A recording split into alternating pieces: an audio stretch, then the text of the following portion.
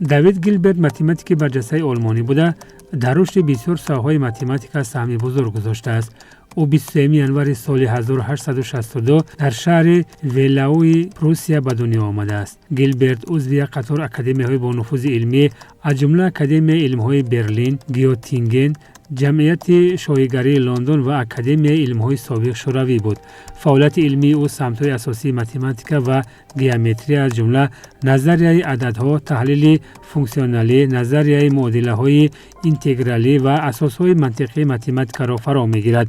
дастовардҳои муҳимтарини ӯ таҳияи аксиоматикаи геометрия ва эҷоди мафҳуми фазои Гилберт мебошад, ки имрӯз яке аз пояҳои математика ва физикаи муосир ба ҳисоб меравад. соли 1900 дар Конгресси байналмилалии математикҳо Гилберт рӯйхати машҳури 23 масъалаи ҳалношудаи математикиро пешниҳод кард, ки рушди илми математикаро дар асри 20 муайян намуд. ӯ инчунин дар ташаккули таҳлили функсионалӣ ва рушди физикаи назариявӣ саҳми назаррас гузошта, дар бароварди муодилаҳои майдони назарияи нисбияти умумӣ бо Алберт Эйнштейн иштирок дошт.